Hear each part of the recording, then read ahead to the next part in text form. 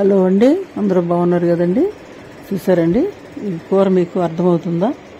ఏంటంటే అది క్యాలీఫ్లవర్ అండి. అది మనం అనేక రకాల కూరగాయలు తింటూ ఉంటాం కదా, వాటిల్లో ఈ క్యాలీఫ్లవర్, క్యాబేజీ కూడా మంచి పోషకాలు ఉన్నటువంటి కూరగాయలండి. ఇవి తప్పనిసరిగా వీటిని మనం తీసుకోవాలండి. ఎందుకంటే ఈ క్యాలీఫ్లవర్ చాలా తేలిగ్గా జీర్ణం అవటమే కాకుండా మంచి రుచిగా ఉంటుంది. అనేక రకాల పోషకాలు ఇందులో ఉన్నాయండి. ముఖ్యంగా ఇందులో ఫైబర్ అనేటటువంటి పీచు పదార్థం ఎక్కువ ఉంటుంది కాబట్టి బరువు తగ్గాలనుకునే వాళ్ళకి చాలా బాగా పనిచేస్తుందండి. చాలా అంటే చాలా బాగా పనిచేస్తుంది. అలాగే ముఖ్యంగా దీంట్లో నీటి శాతం కూడా ఎక్కువగా ఉంటుంది కాబట్టి మరి చాలా మంచిది.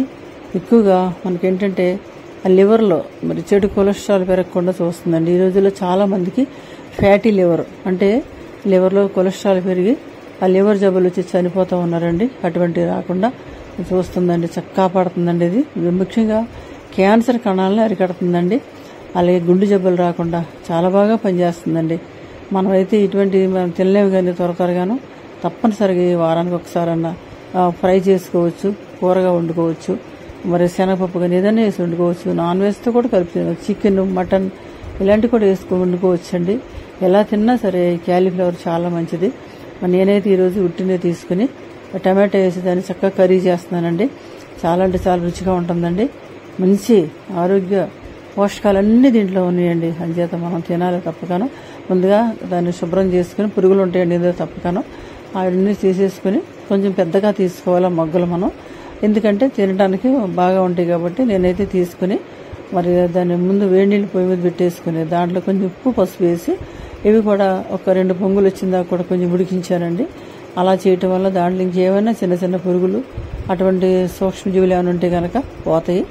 అలా ఉడికించుకున్నటువంటి వాటిని మనం నీటిలో తీసేసి దాంట్లో నేను ఏం చేస్తానంటే కొంచెం అల్లము, అలాగే కొద్దిగా కొబ్బరి, అలాగే శనగపప్పు, కొంచెం వెల్లుల్లిపాయ అవేనండి వేసుకుని 2 టమాటాలు, ఒక ఉల్లిపాయ తీసుకుని, కొంచెం పెద్ద సైజు ఉల్లిపాయ తీసుకుని అవన్నీ కూడా కచ్చాపచ్చిగా పేస్ట్ చేసేసుకున్నాను. అలా పేస్ట్ చేసేసుకుంటే మసాలా చాలా బాగుంటుంది. పచ్చిమిర్చి మాత్రం విడిగా వేసుకోవాలండి. అలా చేసుకున్న తర్వాత పేస్ట్ పట్టేసుకుని దాన్ని చక్కగా ముందుగా మరి పొయ్యి మీద నూనె పెట్టేసుకున్నాక ఏం చేసుకుని పచ్చిమిర్చి వేసి వేయించుకోవాలి. ఆ తర్వాత మనం పట్టుకున్నటువంటి ఆ మసాలా పేస్ట్ కూడా వేసేసి వేయించేసుకోవాలండి. అలా వేయించేసుకున్న తర్వాత నెమ్మదిగా వేగుతూ ఉండగా బాగా వేగిపోవాలి. వేగిపోయిన తర్వాత దాన్ని సరిపడంత ఉప్పు, కారం, పసుపు అన్నీ వేసుకుని చక్కగా దాన్ని బాగా మరి ఉడికించుకోవాలి. అలా ఉడుకుతూ ఉన్నప్పుడు మనకి దాంట్లో కొంచెం తర్వాత మనం ఏం చేసుకోవాలంటే కొద్దిగా ధనియాల పొడి, దించే ముందు అన్నీ వేసుకోవచ్చు. చూసారండి, నేను తీసుకున్నటువంటి పువ్వులు ఉడికించి పెట్టుకున్న పువ్వులు అండి అవి. తర్వాత టమాటా, ఉల్లిపాయలు, మరి కొబ్బరి ముక్కలు, అలాగే అల్లం, తర్వాత మరి ఇంకా వెల్లుల్లిపాయ. అంతేనండి, మసాలా ఏమి వేసుకోకూడదు. దీనిలోనూ చాలా తేలిగ్గా ఉండేటటువంటి మసాలాలు అన్నమాట.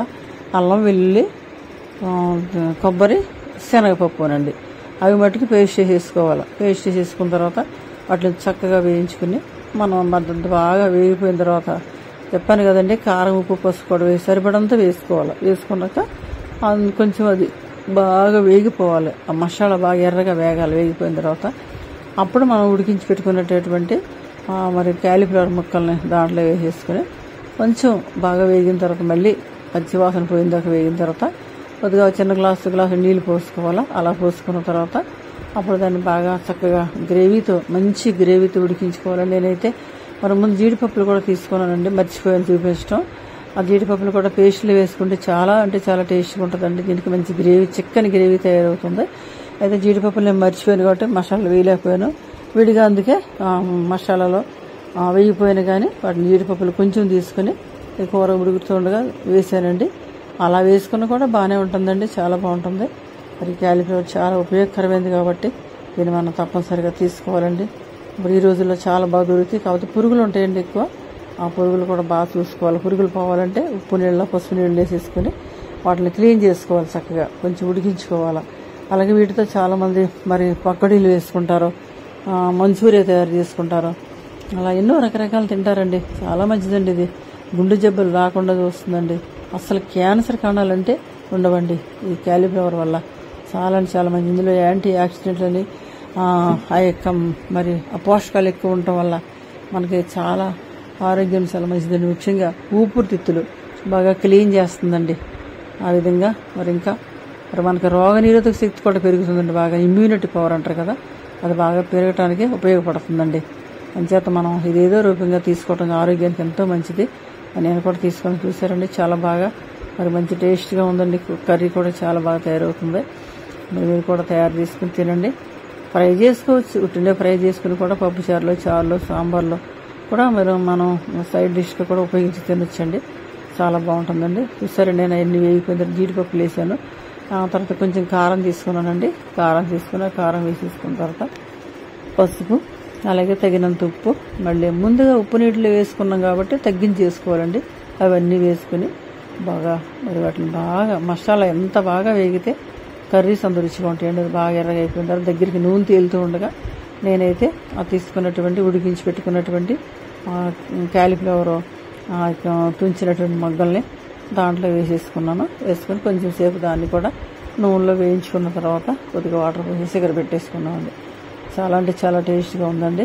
మరి మీరు కూడా తప్పక ట్రై చేయండి. ఎందుకంటే మనం ఎక్కువ ఇలాంటివి పెద్ద లైక్ చేయం. మనం ఏంటి అనుకుంటున్నాం, మా మటుకు మేమే చెప్తున్నా కానీ తొందరగా తింటానికి ముందుకెళ్ళాం. అయితే మరి క్యాబేజీ ఒకటి, క్యాలీఫ్లవర్ ఒకటి చాలా అంటే చాలా మంచిదండి. మనం తినదగినటువంటి మరి పోషక విలువలు ఉన్న పదార్థాల్లో ఇది కూడా చాలా ముఖ్యమైనది కాబట్టి దీన్ని తప్పనిసరిగా తీసుకోవాలండి. వీటి ఆకుకూరలో, కాయగూరలో తప్పనిసరిగా ఉదయం తప్పనిసరిగా ఒకటి ఏదో ఒకటి తీసుకోవాలా.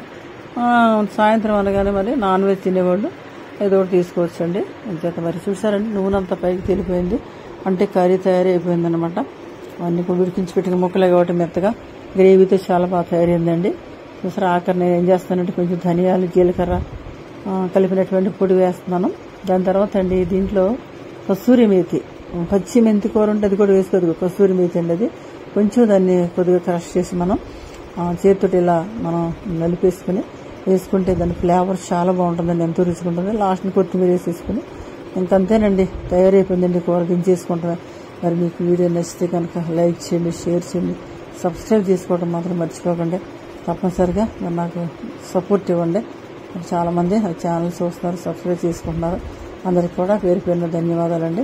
ఇంకా ఇలాగే నాకు మరి సహకరించండి. మరి ఇలా ఎన్నో మంచి మంచి వీడియోలు, మంచి మంచి విషయాలు నాకు తెలిసినవన్నీ కూడా మీకు తెలియజేయడం కొరకు మరి నాకు కూడా మరి నా ఛానల్ సపోర్ట్ చేయండి. మరి ఇంకొక మంచి వీడియోతో మరి మిమ్మల్ని కలుసుకుంటాను. అంతవరకు కూడా మరి బాయ్ అండి. Thanks for watching.